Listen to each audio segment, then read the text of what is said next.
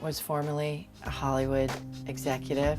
I was a playa, and I had a pretty great life and working in the business until I decided that I wanted to write.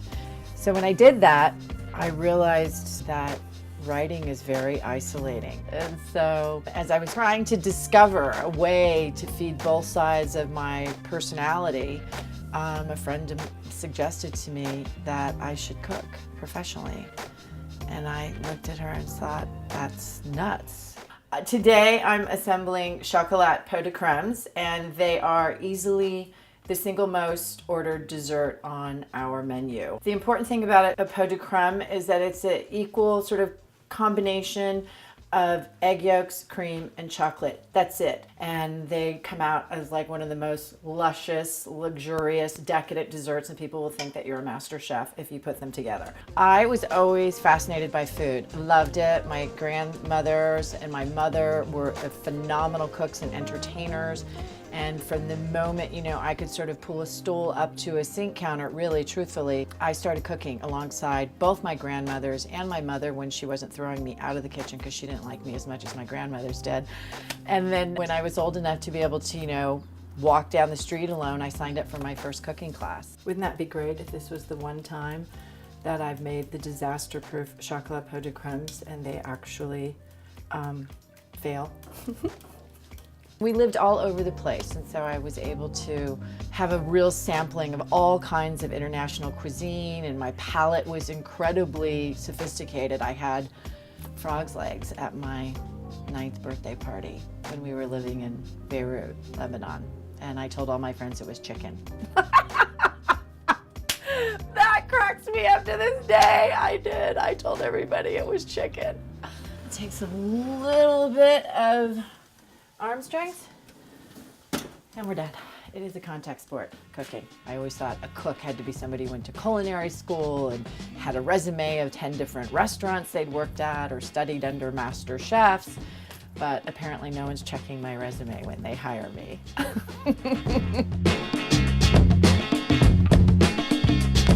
This is what keeps the food off the bum and the belly.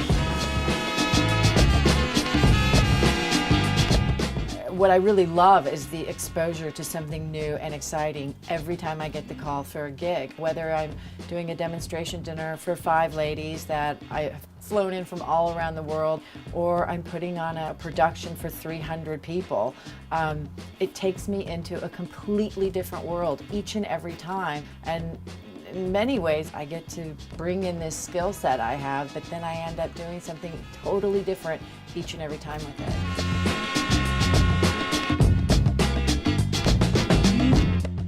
Okay, so the buggy's loaded up yet another time. This is going to be so awesome because every time it's been this hard, it's exponentially greater at the party.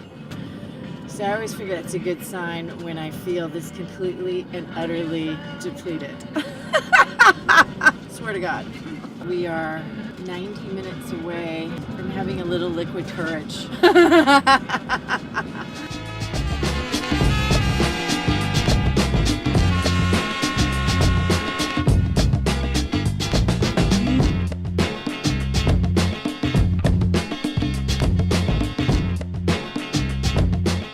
It used to terrify me to say that I was going to be a writer, and then I did it. And it terrified me to say that I was going to be a chef, and then I did it. So face your fears and get out there and do something about it, because it's just going to encourage you to take on bigger and bigger things in your lifetime, which is what we're all supposed to be doing.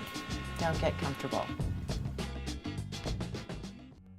Get out your measuring cups and we'll play a new game. Can't have the cream when a crop and the cream are the same. Oh, liquid